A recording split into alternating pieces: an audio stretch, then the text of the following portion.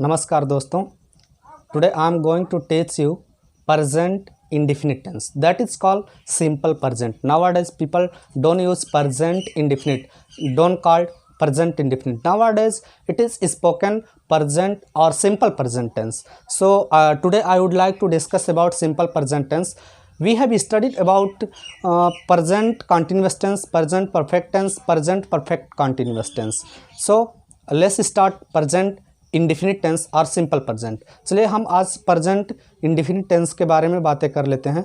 Present indefinite tense जैसा कि आप किताबों में अगर पढ़े होंगे तो आपको पहचान के रूप में मिला होगा कि जिन वाक्यों के अंत में ता है, ती है, ते हैं आदि शब्द आए उसे हम प्रेजेंट इंडिफिनिट टेंस कहते हैं। जब हम अपनी ऑक्यूपेशन की बात करते हैं या फिर आप ऐसे समझिए कि जिस वर्क को हम बार बार करते हैं, बार बार रिपीट करते हैं, उसको हम बोलते हैं present indefinite tense. For example जैसे यहाँ पर मैं पढ़ा रहा हूँ, जब तक मैं पढ़ा रहा हूँ तब तक बोलूँगा आई एम टीचिंग। मैं जब क्लास ओवर कर दूंगा, पढ़ा चुका हूँगा, उस वक्त मैं बोलूँगा आई हैव टॉट। अगर यही बात हमको बोलना होगा कि अभी 4 मिनट 10 मिनट के बाद अगर हमें बोलना होगा कि मैं 2 घंटे से पढ़ा रहा हूँ या फिर मैं 10 मिनट से पढ़ा रहा हूँ, मैं 4 मिनट से पढ़ा रहा हूँ, तो उस वक्त मैं यही बोलूँगा I have been teaching for 2 hours, I have been teaching since 2 o'clock, I have been teaching since 3 o'clock। तो ये सारे एग्जाम्पल्स जो मैंने आपको दिए present continuous, present perfect continuous tense के थे। अब हम बात करते हैं प्रेजेंट इंडिफिनिट टेंस के। प्रेजेंट इंडिफिनिट टेंस होता क्या है कि जब हम किसी काम को बार बार कर रहे होते हैं, जैसे यहाँ पे मैं पढ़ा रहा हूँ तो पढ़ाने का काम कहीं ना कहीं मैं डेली करता हूँगा, मैं डेली पढ़ाता हूँगा, तभी तो मेरा ऑक्यूपेशन है पढ़ाना। तो जब हम ऑक्यूपेशन की बात कर लेते हैं या फिर जिस काम को हम अगेन एंड अगेन रिपीट करते हैं, बार बार रिपीट करते हैं, उसी को हम बोल लेते हैं प्रेजेंट इंडिफिनिट टेंस। जैसे मैं पढ़ाता, अभी मैं यहाँ पढ़ा रहा हूँ, यहाँ से रोड पे जाऊँ, बाहर निकलूँ तो मुझसे कोई पूछ ले कि भाई साहब आप क्या करते हो, तो मैं उस वक्त क्या जवाब दूंगा? मैं यही बोलूँगा कि मैं पढ़ाता हूँ, यानी कि मैं पढ़ाने का काम करता हूँ, मैं पढ़ाता हूँ। ये हमारा क्या हुआ? Present indefinite tense. क्यों?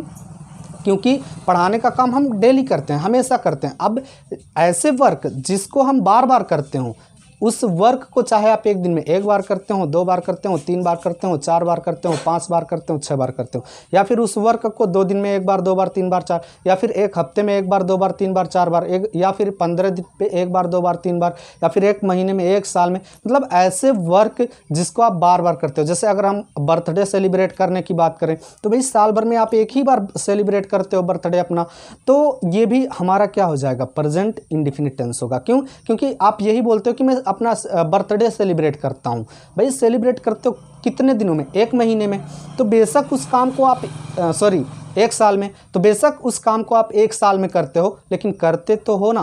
तो ऐसे सेंटेंसेस हमेशा प्रेजेंट इंडिफिनिट टेंस के होते हैं। अच्छा, ऐसे सेंटेंसेस को बनाने के लिए हम करते क्या है कि जब हम सिंगुलर नंबर की बात कर रहे होते हैं, इट मीन्स जब हम सिंगुलर नंबर की बात कर रहे होंगे उस वक्त हम एक्शन जो होगा या फिर वर्ब जो होगा, वर्ब में एस या ईएस लगा करके बातें करेंगे। अगर हम प्लूरल नंबर की बात कर रहे होंगे, बहुवचनकर्ता की बात कर रहे होंगे, तो वहाँ पर हम यस या ईएस का यूज़ नहीं करेंगे। ये बहुत ही सिंपल होता है। इसको बनाने के लिए हम करते क्या हैं कि सबसे पहले सब्जेक्ट लिखते हैं, सब्जेक्ट लिखने के तुरंत बाद हम वर्ब लिख देते हैं। सिंपल सेंटेंस में या फिर अगर आप यूँ कहें कि अफर्मेटिव सेंटेंस में हमको कोई भी हेल्पिंग वर्ब की ज़रूरत नहीं पड़ती है। तो चलिए हम कुछ एग्जाम्पल से आपको समझाते हैं। तो कुछ एग्जाम्पल्स मैंने यहाँ पर लिखे हैं। जैसा कि पहला एग्जाम्पल आप देख रहे हैं, मैं स्नान करता हूँ। अब स्नान करने का काम मैं डेली करता हूँ, चाहे एक दिन में 1 बार स्नान करता हूँगा, चाहे 2 बार, 3 बार, अपने सुविधा के अनुसार मैं ये काम डेली करता हूँ। मतलब ये हमारा एक ऐसा वर्क है जिसको हम बार बार करते हैं। जैसे अगर हम बोलें आप शराब पीते हो, हाँ भाई मैं स्नान करता हूँ, शराब तो आप पीते हो, चलिए आप शराब पीते हो, ऐसे वर्क। अब आप शराब पीते हो, आप चाहे एक दिन में 1 बार पीते होंगे, चाहे 2 दिन में 1 बार पीते होंगे, 1 हफ्ते में 1 बार पीते होंगे, 2 हफ्ते में, 1 महीने में, कभी तो मतलब इस काम को आप करते ही करते होंगे। मतलब ये काम आपके लाइफ से जुड़ा हुआ है, इसलिए मैंने आपको बोल दिया आप शराब पीते हो। अच्छा, रवि गाना गाता है, रवि गाना गाता, अब रवि गाना गाने का काम करता है, इसलिए मैंने बोल दिया रवि गाना गाता है। नेक्स्ट देखते हैं, सीता भोजन पकाती है, इस सीता भोजन पकाने का काम करती है, वो भोजन बनाना जानती है, इसलिए मैंने बोल दिया सीता भोजन पकाती है। वे पतंग उड़ाते हैं। तो ये सारे जो एग्जाम्पल्स आप देख रहे हैं ये हमारे प्रेजेंट इंडेफिनिट टेंस के होते हैं। अच्छा, इनको बनाने के लिए जैसा कि मैंने अभी अभी बताया कि अगर हम आई की बात करते हैं या फिर वी की बात करते हैं, चूँकि आई और वी दो ऐसे सब्जेक्ट हैं जो सिंगुलर नंबर होते हुए भी, वी तो सिंगुलर भी होता है प्लूरल भी होता है, लेकिन आई जो होता है सिंगुलर नंबर होता है। तो आई सिंगुलर नंबर होते हुए भी इसमें हम प्लूरल जैसा बिहेव करेंगे, प्लूरल जैसा ही बनाएंगे। और बाकी सेंटेंसों में हम करेंगे क्या कि जो हमारा वर्ब होगा, जो हमारा एक्शन होगा, एक्शन में हम सिंगुलर नंबर के लिए यस या ईएस का यूज़ कर लेंगे।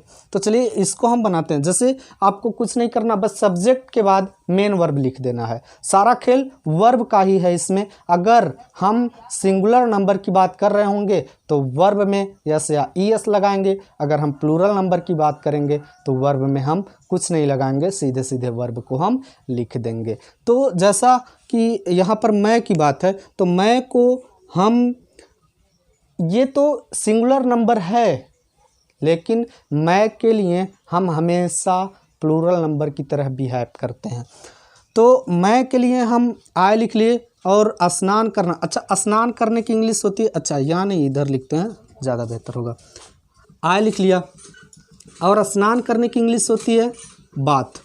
अच्छा, स्नान करने की इंग्लिश जो होती है बात होती है, लेकिन nowadays people use take bath. आजकल हम टेक बाथ का यूज़ करते हैं। दोनों सही है, चाहे आप बात बोलिए चाहे आप टेक बाथ बोलिए।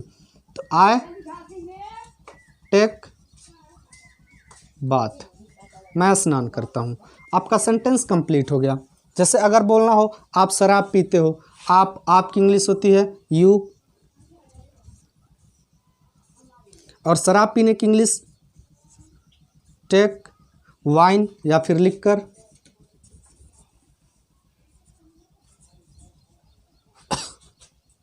रवि गाना गाता है।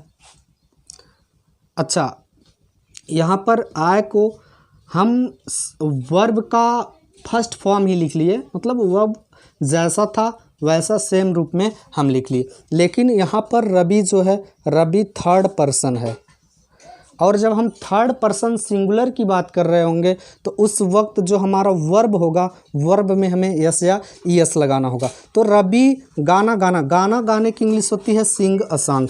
रवि अगर हमारा सब्जेक्ट हो गया, उसके बाद गाना गाने की इंग्लिश हम सिंग लिख लेंगे, अ सॉन्ग। ये सेंटेंस कुछ हद तक सही है, गलत नहीं है। रवि सिंग अ सॉन्ग। अब हमें करना क्या है, रवि सिंगुलर नंबर है, इसलिए हम यहाँ पर गाना गाने में यानी कि सिंग में वर्ब में यस या ईएस लगा देंगे। अच्छा, एक बात हमको समझ में नहीं आती है कि ऐसा रूल क्यों है भाई, चाहे एक बंदा गाए चाहे चार बंदे गाए, गाना गाएंगे तो गाना ही गाएंगे। चाहे एक बंदा शराब पिए चाहे चार लोग शराब पिए, शराब पीने की इंग्लिश शराब पीना ही होगा, टेक लिख कर ही होगा। तो भाई अगर क्या हम एक के लिए बोले तो टेक्स बोलेंगे, और जब हम कई लोगों के लिए बोले तो टेक बोलेंगे, ऐसा क्यों? अगर ऐसा न होता, सबके लिए अगर हम यूज़ कर लेते एक ही फॉर्म का, तो हमारे लिए पढ़ना और समझना, प्रेजेंट इंडेफिनिट पढ़ना और समझना बहुत ही आसान हो जाता। क्योंकि ऐसा आने वाले वक्त में होगा भी कि जब लोग सिंगुलर नंबर के लिए भी और प्लूरल नंबर के लिए भी फर्स्ट फॉर्म का यूज़ कर लेंगे, लेकिन आने वाले वक्त में होगा, अभी आपको नहीं करना है। अच्छा, नेक्स्ट एग्जाम्पल हम देखते हैं, सीता भोजन पकाती है। अब सीता हमारे लिए क्या है, एक ऐसा सब्जेक्ट या फिर थर्ड पर्सन का सब्जेक्ट, वो भी सिंगुलर नंबर, इसलिए भोजन पकाना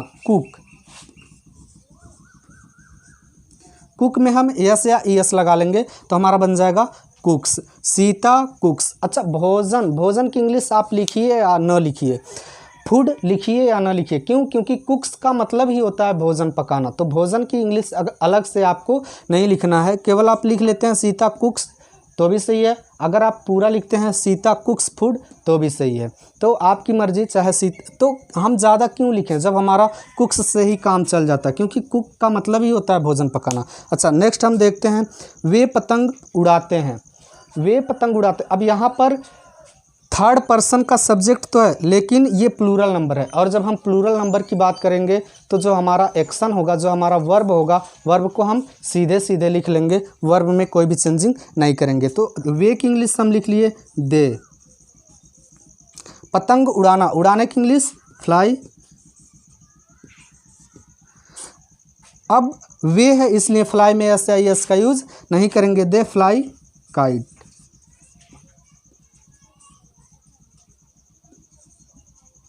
तो इस तरह से आप देख रहे हैं कि जो अफर्मेटिव सेंटेंस होता है, अफर्मेटिव सेंटेंस में हम करते क्या है कि सब्जेक्ट के तुरंत बाद हम वर्ब लिख लेते हैं। अगर अफर्मेटिव सेंटेंस में फर्स्ट पर्सन यानी कि आई वी, सेकेंड पर्सन यू या फिर थर्ड पर्सन का प्लूरल नंबर हो तो हम एक्शन को या फिर वर्ब को सीधे सीधे लिख लेते हैं। अगर सब्जेक्ट थर्ड पर्सन का और सिंगुलर नंबर हो तो वहाँ पर हम हमेशा एस या ईएस का यूज़ एक्शन में कर लेंगे। अच्छा चलिए इसमें हम देखते हैं निगेटिव सेंटेंसेस। अफर्मेटिव सेंटेंस में हम लोगों ने जाना कि अगर प्लूरल नंबर की बात हम कर रहे होंगे तो एक्शन को डायरेक्ट, वर्ब को डायरेक्ट लिख लेंगे। अगर हम सिंगुलर नंबर की बात कर रहे होंगे तो वहाँ पर हम एक्शन में या फिर वर्ब में यस या ईएस का यूज़ करेंगे।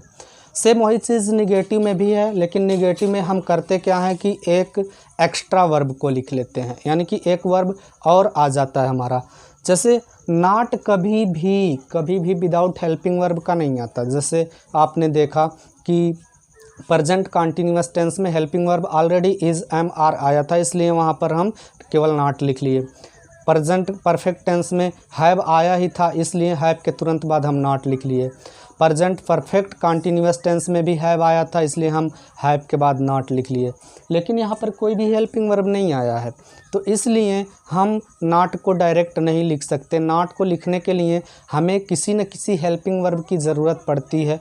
तो हेल्पिंग वर्ब के रूप में यहाँ पर हम डू का यूज़ करते हैं, यानी कि डू नॉट का यूज़ करेंगे। और डू हमारा केवल हेल्पिंग वर्ब नहीं बल्कि एक वर्ब होता है, एक वर्क होता है, एक काम होता है। डू मीन्स होता है करना, और डू के भी 3 फॉर्म होते हैं, डू, डिड और डन। यानी कि first form do, second form did, लिख लेते हैं डू, डिड, डन। यानी कि डू के भी 3 फॉर्म होते हैं, डू, डिड, डन।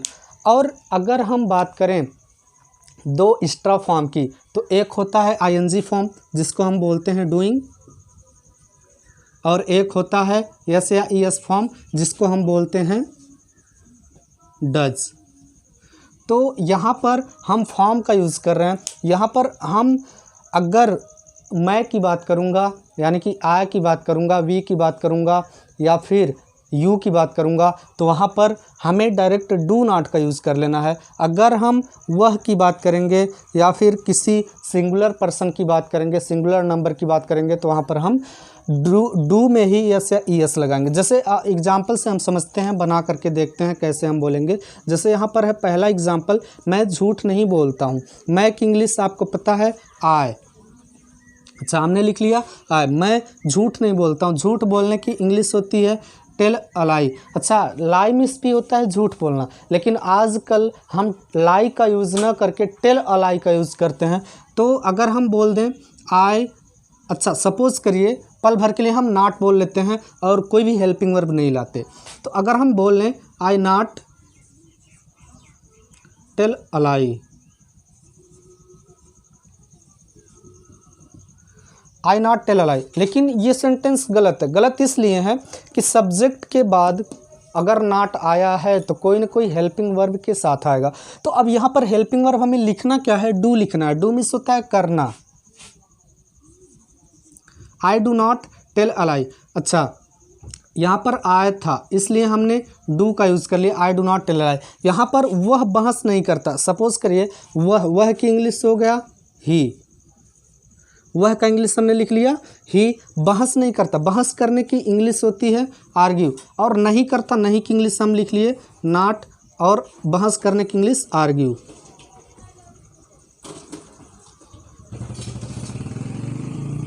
अच्छा अच्छा, ही नॉट आर्ग्यू, ये सेंटेंस अभी पूरा नहीं है। क्यों? क्योंकि नॉट के पहले कोई ना कोई हेल्पिंग वर्ब चाहिए। अब हेल्पिंग वर्ब हम यहाँ पर डू लिख दें, ही डू नॉट आर्ग्यू, अभी भी यह सेंटेंस कंप्लीट नहीं है। क्यों? क्योंकि हमें पता है कि सिंगुलर नंबर के साथ हमें वर्ब में एस या ईएस लगाना ही लगाना है। तो अगर हम यहाँ पर यस लगा दें, ही डू नॉट आर्ग्यूज, सेंटेंस गलत है। क्यों? क्योंकि एक बात याद रखिएगा, कभी भी हम एस या ईएस लगाएंगे, किसी भी सेंटेंस में एस या ईएस लगाने की ज़रूरत अगर हमें पड़ेगी तो हमेशा जो वर्ब पहले आता है उसी में लगता है। यहाँ पर आप देख रहे हैं डू मिस करना, डू भी एक वर्ब है, और आर्ग्यू, आर्ग्यू मिस बहस करना, ये भी एक वर्ब है। यानी कि यहाँ पर दो दो वर्ब एक साथ आ गए। तो जिस सेंटेंस में दो वर्ब एक साथ आए, अगर वह सेंटेंस प्रेजेंट इंडेफिनिट टेंस का हो तो सबसे पहले हम एस या ईएस पहले वाले वर्ब में लगाएंगे, न कि दूसरे वाले में। यानी कि यहाँ पर हम डू में एस या ईएस का यूज़ अगर कर लें तो ये हमारा बन जाएगा डज। अच्छा, एक कन्फ्यूज़न और आती है, कहाँ पर हम एस, कहाँ पर ईएस। यहाँ पर हम ईएस क्यों लगाए, केवल एस क्यों नहीं लगाए? और कहीं कहीं पर आपने देखा कि हम केवल और केवल एस का यूज़ किए। तो याद रखिएगा कि जिन वर्ड के लास्ट में, यानी कि जिन शब्दों के अंत में ओ आए, इधर लिख लेते हैं, यहीं लिख लेते हैं, जिन शब्दों के अंत में ओ आए,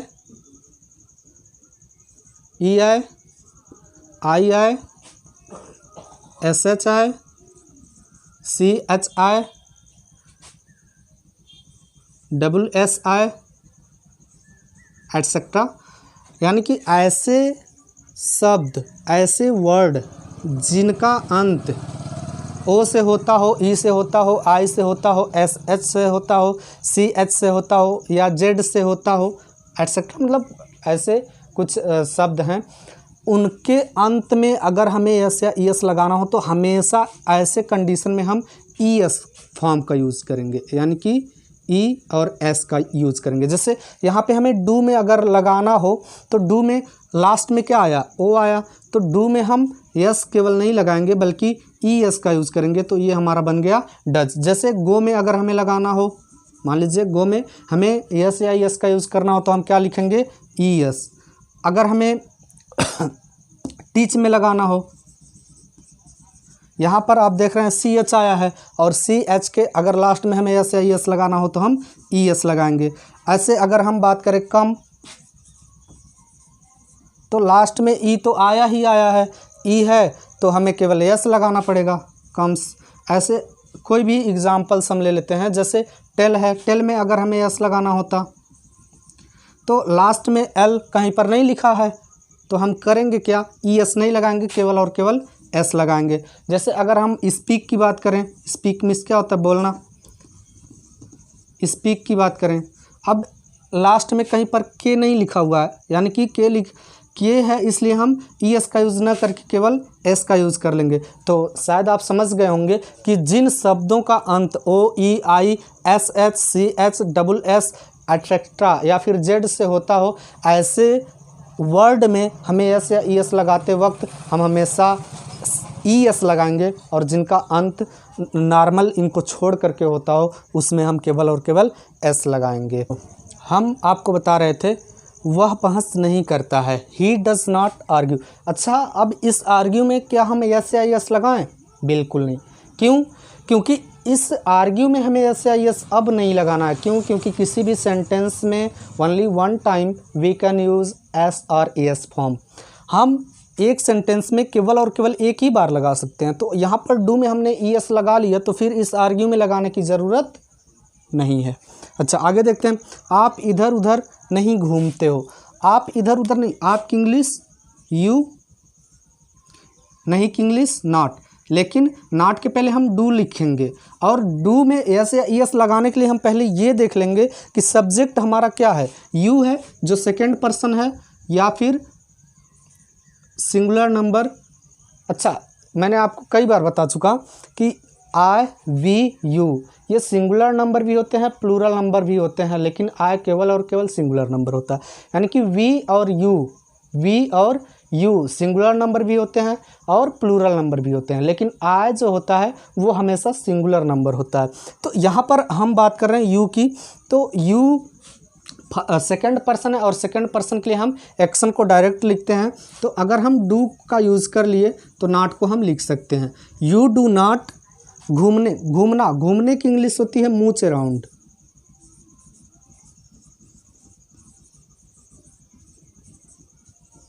you do not mooch around, you do not mooch around. यही अगर यू के जगह पे ही होता तो ही डज नॉट हो जाता। क्यों? क्योंकि हम सिंगुलर नंबर की बात कर रहे होते थर्ड पर्सन के सिंगुलर नंबर के लिए हम हमेशा डज नॉट का यूज कर लेते। तो यहाँ पर हो जाता he does not mooch around. अच्छा, नेक्स्ट देखते हैं, वह गाली नहीं देता है। वह गाली नहीं देती है। अब ये इससे हमें पता चल रहा है किसी फीमेल की बात हो रही, तो फीमेल के लिए हम सी का यूज़ कर लेते हैं। वह की इंग्लिश सी डू नॉट, मान लीजिए अगर हम डू नॉट लिखते हैं, गाली देना एब्यूज़।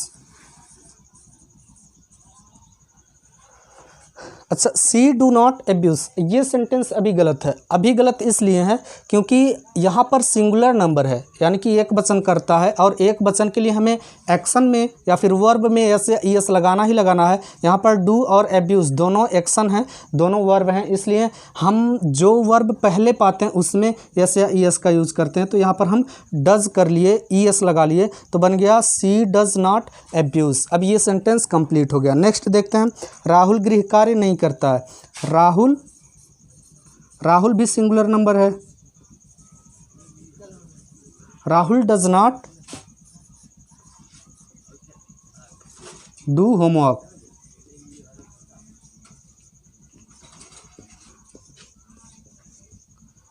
तो इस तरह से निगेटिव सेंटेंस की अगर हम बात करें तो डू नॉट या फिर डज नॉट का यूज़ करके हम बना लेंगे। डू नॉट ऐसे सब्जेक्ट के लिए आई, वी, यू या फिर थर्ड पर्सन का कोई भी प्लूरल नंबर, और डज नॉट का यूज़ थर्ड पर्सन का कोई भी सिंगुलर नंबर होगा तो हम डज नॉट का यूज़ कर लेंगे। अच्छा, अगर हम बात करें इंट्रोगेटिव सेंटेंस बनाने की, तो आपको कुछ नहीं करना। आपको पता है कि जो हेल्पिंग वर्ब होता है यस या नो टाइप क्वेश्चंस में हम हेल्पिंग वर्ब को सबसे पहले बोल लेते हैं। जैसे एग्जाम्पल के थ्रू हम आपको बताते हैं। इंट्रोगेटिव सेंटेंस को हम समझते हैं। इंट्रोगेटिव सेंटेंस में आपको कुछ नहीं करना, बस सिंपल सा है कि जो हेल्पिंग वर्ब होता है, हेल्पिंग वर्ब के रूप में हम यहाँ पर डू और डज को बोले, तो हेल्पिंग वर्ब को हमें पहले बोल देना है। जैसे अगर सपोज़ करिए क्या को आप भूल जाइए, क्या को पल भर के लिए भूल जाइए, आप डांस करते हो, अगर इसका हमें ट्रांसलेट करना हो, इसको हमें बोलना हो कि आप डांस करते हो, तो यू डांस, आप डायरेक्ट बोलोगे यू डांस। वह गीत गाती है, she sings a song. Raju बाजार जाता है, Raju goes to market. Mohan पढ़ाई करता है, अगर हमें डायरेक्ट बोलना हो मोहन पढ़ाई करता है तो मोहन स्टडीज़। आप अमेरिका जाते हो, यू गोज़ टू अमेरिका। लेकिन इसमें हमें क्वेश्चंस पूछने, अगर इसी को हम निगेटिव बनाते, जैसे मान लीजिए आप डांस नहीं करते हो, यू डू नॉट डांस। वह गीत नहीं गाती है, she does not sing a song. Raju बाज़ार नहीं जाता है, Raju does not go to market. Mohan पढ़ाई नहीं करता है, मोहन डज नॉट स्टडी। आप अमेरिका नहीं जाते हो, you do not go to America. लेकिन हमें क्वेश्चन बनाना है। यहाँ पर पहला क्वेश्चन आप देख रहे हैं, यस या नॉट आंसर टाइप क्वेश्चन है, क्या आप डांस करते हो। तो ऐसे सेंटेंस बनाने के लिए हम करते क्या हैं कि जो डू है, डू को हम पहले बोल लेंगे, यानी कि डू और सब्जेक्ट हमारा क्या है, आप, आपकी इंग्लिश यू। हम डज इसलिए नहीं बोले क्योंकि यू के साथ हम हमेशा डू का यूज़ करते हैं। यू हमारा सेकंड पर्सन है। मैंने पर्सन बताया था, 3 पर्सन होते हैं, first person, second person and third person. First person और सेकंड पर्सन के लिए हम डू, बाकी थर्ड पर्सन के सिंगुलर नंबर के लिए केवल, यानी कि थर्ड पर्सन अगर प्लूरल नंबर होगा उसके लिए भी डू, लेकिन अगर सिंगुलर नंबर होगा तो उसके लिए हम डज का यूज़ कर लेते हैं। तो डू यू डांस, क्या आप डांस करते हो, डू यू डांस। हम क्वेश्चन कर लेंगे। ऐसे कोई भी क्वेश्चन करना हो भी, क्या आप पढ़ाई करते हो, डू यू स्टडी, क्या आप डांस करते हो, डू यू डांस, क्या आप गाना गाते हो, डू यू सिंग सॉन्ग, क्या किसी से भी कोई क्वेश्चन करना हो, क्या आप मार्केट जाते हो, do you go to market, क्या आप झूठ बोलते हो, do you tell a lie, क्या आप आर्ग्यूमेंट करते हो, बहस करते हो, डू यू आर्ग्यू, क्या आप बाज़ार जाते हो, do you go to market. तो ऐसे कुछ भी बोलना होगा। जैसे कि क्या आप किताब पढ़ते हो, डू यू स्टडी बुक, या फिर डू यू रीड बुक। पढ़ने की इंग्लिश हम रीड बोलते हैं, तो डू यू रीड बुक। अच्छा, नेक्स्ट हम देखते हैं, क्या वह गीत गाती है। क्या वह यानी कि सी की बात हो रही है, सिंगुलर नंबर, थर्ड पर्सन के सिंगुलर नंबर की बात हो रही है, तो यहाँ पर हम डू लिखेंगे और सी लिखेंगे। Do she sing a song, sing a song. अब ये गलत है। गलत इसलिए है क्योंकि ये सिंगुलर नंबर है, और सिंगुलर नंबर के लिए हम डू का यूज़ नहीं करते बल्कि डज का यूज़ करते, यस या ईएस लगा लेते हैं। और एक बार अगर यस या ईएस लग गया तो फिर हमें यहाँ पर यस या ईएस लगाने की ज़रूरत नहीं है। अच्छा, क्या राजू बाज़ार जाता है। क्या राजू बाज़ार जाता, राजू भी हमारा थर्ड पर्सन सिंगुलर नंबर, इसलिए डज का यूज़ कर लेंगे। Does Raju go to market.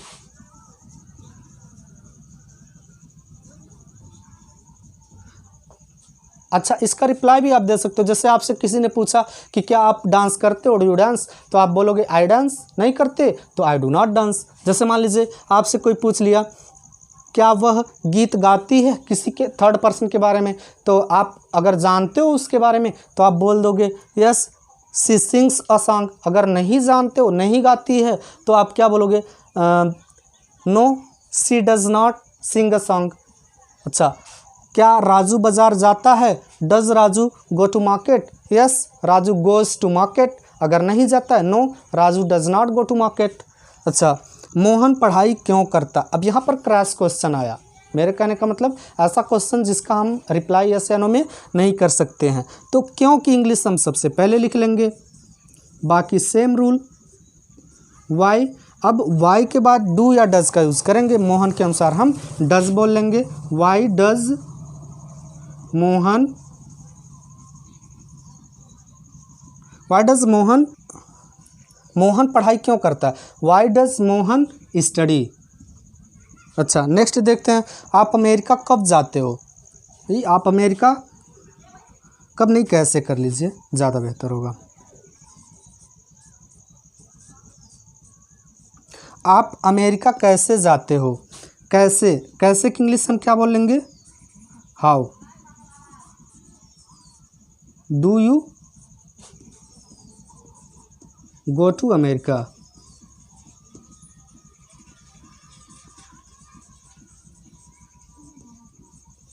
How do you go to America.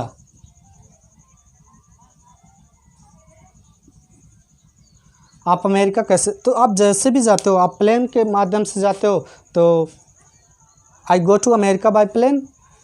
अगर आप जैसे भी जाते हो आप बोल लोगे एरोप्लेन या फिर हेलीकॉप्टर या फिर चॉपर। अगर आप चॉपर के माध्यम से जाते हो तो I go to America by chopper. तो ये हमारा प्रेजेंट इंडेफिनिट टेंस रहा। प्रेजेंट इंडेफिनिट टेंस, अच्छा इसको प्रैक्टिस में लाने के लिए मैं आपको बता दूं, आप अपने डेली रूटीन को बताइए जो आप डेली करते हो, बार बार करते हो। अगेन जैसे मान लीजिए सुबह जल्दी जगने का काम आप डेली करते हो, तो आप सुबह में जगिए तो बोलिए I get up early in the morning. उसके बाद आप क्या करते हो, आप मान लीजिए फ्रेश होते हो तो आई गेट अप फ्रेश, या फिर आई फ्रेशड अप। उसके बाद आप क्या करते हो, अगर आप ब्रश करते हो तो आई ब्रश माई टीथ। उसके बाद चाय पीते हो, आई टेक टी। मतलब इस तरह से आप अपने डेली रूटीन को बताइए। जैसे उसके बाद आप क्या करते हो, स्नान करते हो, आई टेक बाथ। उसके बाद आप क्या करते हो, पूजा करते हो, आई परफॉर्म पूजा। उसके बाद जो भी करते हो, नमाज अदा करते हो, आप बोलोगे आई परफॉर्म नमाज।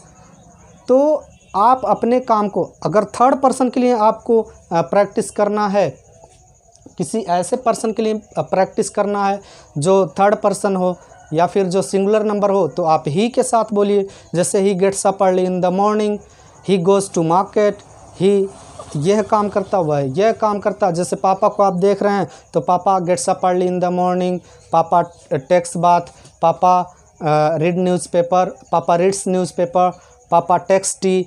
पापा, मतलब पापा के काम को आप बताते रहिए। आप खुद पे खुद इसकी प्रैक्टिस कर सकते हैं बिना किसी कॉपी, बिना किसी पेन के। तो that's all for today. It was totally present tense. I will discuss about past tense tomorrow. So that's all for today. Thanks for watching. Thank you so much.